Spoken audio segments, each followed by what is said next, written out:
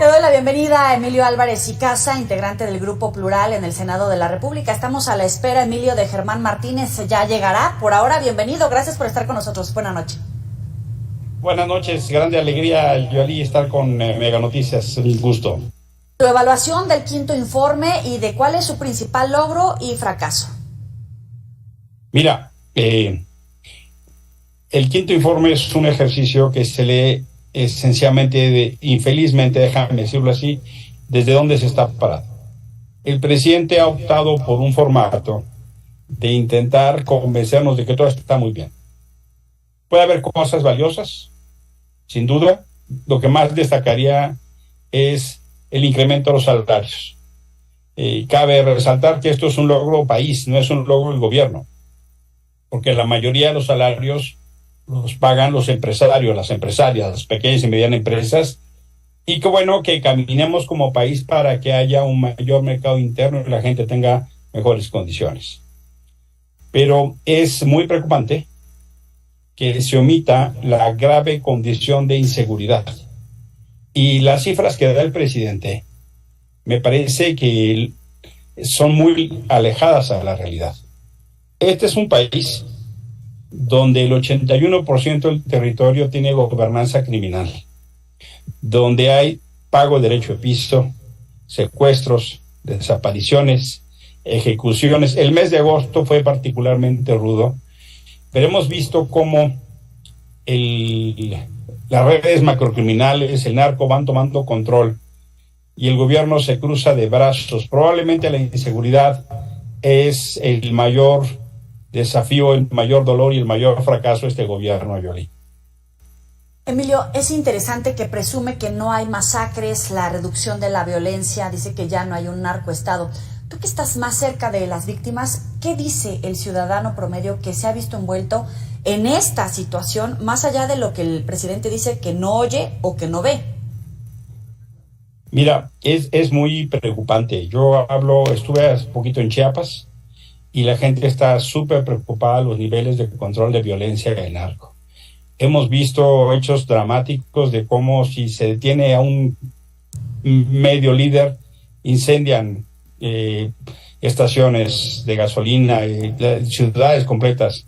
Sabemos incluso ahora, no solo del incremento de la inseguridad en las carreteras, sino de que hay un serio problema de asalto. Si te vas a México, Cuernavaca, a México, Puebla, a México, Querétaro, solo lo pongo como ejemplo de lo que está pasando en la capital. Imagínate a otros lugares de la República.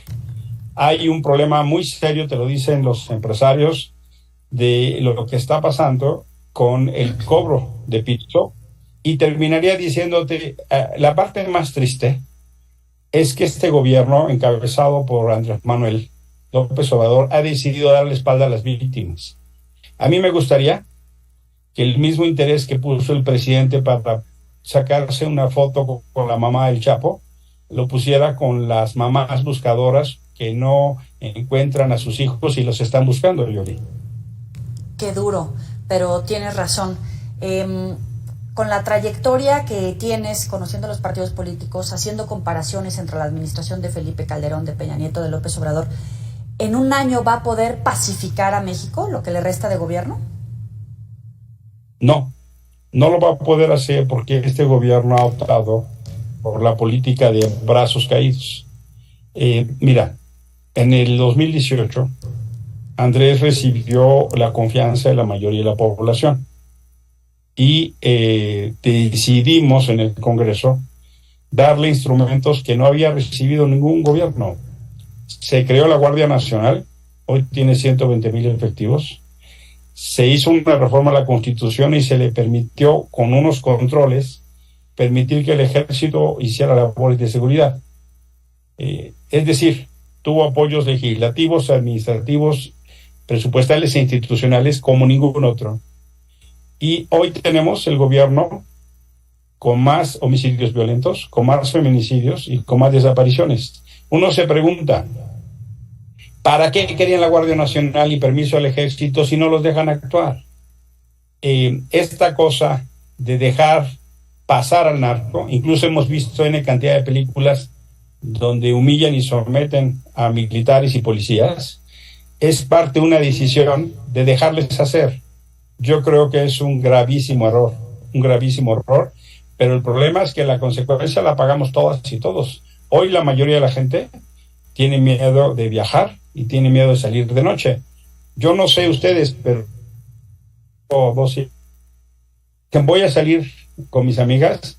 Mi esposa y yo estamos súper angustiados y le pedimos que nos avise a qué hora regresa, con quién va, cómo está, porque otra vez estamos en tiempos de mucho temor. Le doy la bienvenida a Germán Martínez. Estamos platicando con Emilio Germán sobre los logros y, por supuesto, los fracasos dentro del gobierno. Destacaba Emilio el incremento al salario mínimo, por supuesto, y como uno de los grandes pendientes y fracasos incluso el tema de la seguridad. Germán, tú trabajaste, tienes contacto con panistas, con priistas, con morenistas, has dialogado de un lado y del otro lado de la bancada. Quisiéramos conocer precisamente esta percepción de alguien que ha formado parte de esas filas y que ahora pues también ha destacado las fallas y los retos que todavía quedan por delante. Muy buenas noches, Joely. La verdad, tiene razón el senador Emilio en destacar que el sentido de las reformas en materia laboral han sido correctas. Hace falta profundizarlas. El sentido es correcto en subir el salario, el sentido es correcto en desaparecer parcialmente y arrastrando los pies el outsourcing, es decir, la subcontratación, es decir, quitarles el seguro social para robarse el dinero de los trabajadores. Entonces, eso lo hemos hecho. Se aprobó también un acuerdo, un convenio internacional sobre libre sindicación. El mundo laboral está en el sentido correcto, pero hace falta profundizarlo, porque la sociedad de privilegios, la sociedad de corrupción, la sociedad de adjudicaciones directas a dedo, de contratos públicos y de obras públicas y de contrataciones públicas y de compras públicas, sigue siendo un terreno de corrupción y de opacidad. Uno de los grandes pendientes está en la transparencia y allí está el INAI Mocho. El INAI Mocho apenas en esta semana actuando porque el gobierno no ha querido completar sus integrantes. Yo veo eso como un pendiente de la 4T, lo ha dicho muy bien en tribuna el senador Emilio. El tema de la seguridad debe tener como eje cardinal a las víctimas. Lo dijo también Xóchitl Gálvez muy bien. Por el bien de todos, primero las víctimas en materia de seguridad. Quien no pone en materia de seguridad primero a las víctimas es un farsante o un cómplice de los delincuentes. Primero el dolor de las víctimas, primero el dolor de los desaparecidos, primero el miedo. Y Xóchitl dijo muy bien que hay que devolverle el miedo a los criminales en este país. El comandante supremo de las Fuerzas Armadas de este país le ha dado innumerables contratos a los militares, innumerable cantidad de dinero, y le ha dado innumerables fracasos militares a las Fuerzas Armadas de este país. Necesitamos una comandanta suprema de las Fuerzas Armadas que le dé victoria a los militares, que le dé victorias a las Fuerzas Armadas, que le dé victorias a nuestros soldados y a nuestros marinos, y que le devuelva el miedo a los criminales que en muchas plazas del país, no en todas, en muchas plazas del país, andan como Juan por su casa. Ahorita quiero volver al tema de Xóchitl porque se robó la tarde, llegó la secretaria de Gobernación, pero entró Xóchitl, se acabó y cambió la historia. Germán, trabajaste con el tema de salud, lejos quedamos del sistema que había propuesto como Dinamarca, le queda un año, ¿le va a dar tiempo de dar resultados en esa materia? No, de ninguna manera, y no es culpa de la pandemia.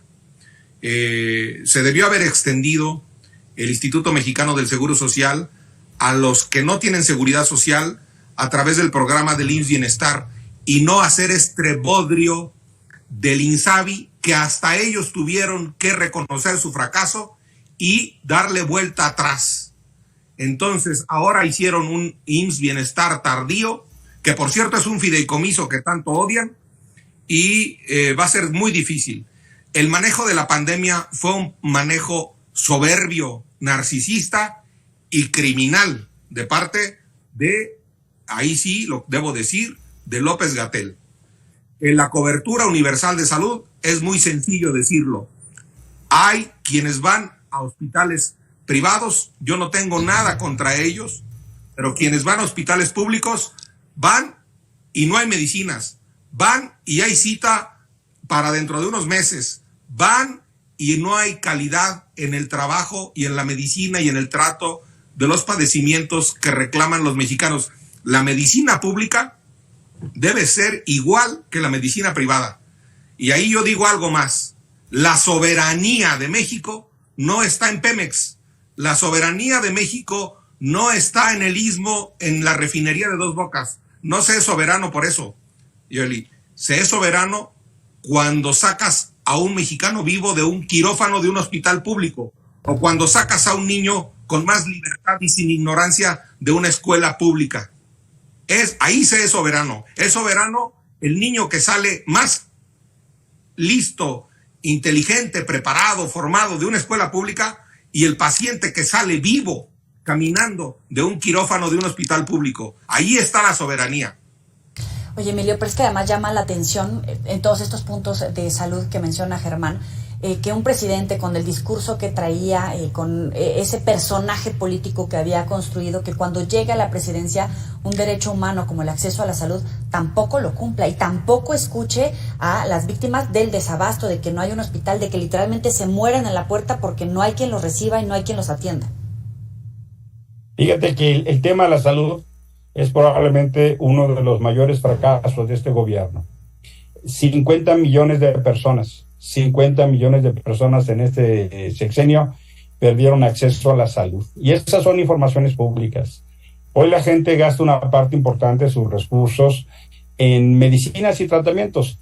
¿Quién de nosotros no hace un sacrificio, el que sea, porque su persona amada, su familiar, su ser querido esté bien? Hoy una parte importante de las becas y los programas sociales, las personas pobres las utilizan para comprar medicinas. Y dice muy bien el senador Germán Martínez, increíblemente, lo que hoy estamos viviendo es la privatización de la salud. Se les dijo y se les advirtió, y no quisieron escuchar. La negligencia y la soberbia de querer borrar todo signo pasado, aunque hubiera cosas buenas, nos llevó a perder miles de millones de pesos. Llegaron al extremo de acusar de golpistas a los papás de los niños con cáncer. Hazme favor. E incluso cosas que ya teníamos superadas, enfermedades que ya teníamos superadas, están regresando porque no hay vacunas, no hay tratamientos, no hay medicinas. Incluso hay papás y mamás desesperadas que quisieran comprar vacunas para sus hijos y aún compradas no las hay. Es decir, el retroceso que estamos viviendo es de una enorme gravedad, y este gobierno no entiende que eso es un derecho. Más bien entiende de ocurrencias, y ahora nos hablan de una megafarmacia. Pero su gran desastre es que no entienden el sistema complejo de distribución de medicamentos. Se lo encargaron a los militares, fracasaron. Se lo encargaron a Naciones Unidas, fracasaron. Y ahora nos salen con la ocurrencia de la megafarmacia tototota. Es que no puede jugarse así con la salud de la gente. Llama la atención que en el mensaje no mencionó indicadores de inflación, de PIB, de crecimiento económico. Sí venían en el informe que entregó la secretaria del Trabajo, pero pues ya llegando ahí, Xóchitl le roba evidentemente los reflectores, la atención. Hoy vimos un presidente contra Xóchitl, Germán. Yo creo que Xóchitl fue a rendir un informe como presidenta al Congreso del desastre que hay, que va a recibir, del pudridero que significan muchas de las políticas públicas de Morena. Yo creo que, Joely, que Xóchitl no solo acabó con la secretaria de Gobernación en el Congreso, acabó con el informe en Campeche del presidente y con la falsa inauguración de Dos Bocas, que no está refinando nada, y con un Tren Maya que no está concluido, y que no sabemos los sobrecostos, y que no sabemos la deuda que dejen esas dos obras y que le hereden a Xóchitl Gálvez.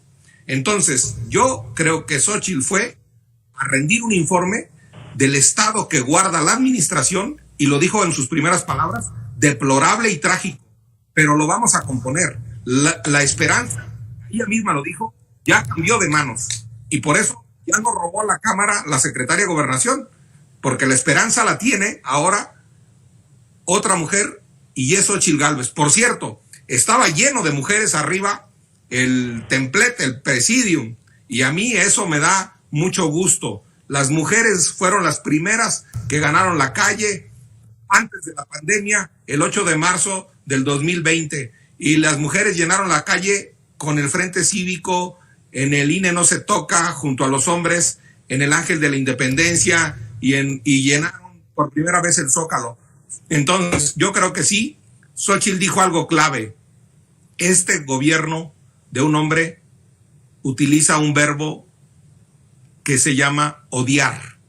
Y Xóchitl lo que propone como mujer es utilizar un verbo para gobernar que se llama amar. Así, amar. Se oye que raro que un político hable de amor, sí, de amor al prójimo, de amar al diferente, no de despreciarlo, no de dividirlo, no de meter discordia y cizaña como diario el presidente con los que no creen como él, con los que no piensan como él. Oye, pero acuérdate que el presidente hablaba de amor al principio, ¿no? Interesante que cuando Xóchitl le responde al informe, pues también hace un señalamiento de que no hubo una transformación, que no hubo construcción, sino destrucción y desmantelamiento, precisamente en ese sentido de cómo va a recibir el país el próximo gobierno. Emilio. Mira, fue muy simbólico que cuando Xóchitl subió a la tribuna, las bancadas de Morena y sus aliados se salieron. ¿Y por qué es muy simbólico? Porque así como se salieron de la Cámara de Diputados, hoy hay una energía, una potencia que los va a sacar del Palacio Nacional.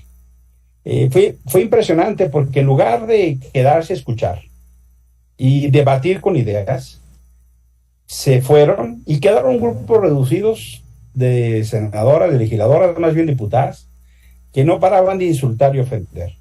Pero ese vacío te demuestra por qué le tienen tanto miedo a Xóchitl. Porque no solo ha logrado construir una cosa que hace 2 meses se veía imposible, que es la mejor candidatura posible con la mayor unidad posible. Y entiende uno el miedo del presidente, pero lo que no puede uno acompañar es que se siga queriendo construir una cultura de odio y de lucrar con la polarización. La división del país existía, pero si el presidente, que tiene la responsabilidad de velar por la unidad, todos los días se está enfrentando para obtener lucro político y lucro electoral. Y otra cosa que fue súper interesante es que ya vimos una oposición con propuesta. Hoy cambió totalmente la narrativa. Hoy Morena se dedicó a defenderse o a tratar de responder lo que Xóchitl planteó. Como ha venido sucediendo en los últimos meses, ya cambió la narrativa, ya cambió el contexto y ya cambió el ánimo, y acompaño perfectamente lo que dice Germán Martínez, que es la cita de Xóchitl: la esperanza ya cambió de manos, ya no está en la 4T. Emilio Álvarez y Casa, Germán Martínez, gracias por estar para el auditorio de Mega Noticias. Gracias a ti, buenas noches. Al contrario, Joely, gracias. Muy buena noche, buen fin de. 100 palabras de Juan Carlos Zúñiga. Con 150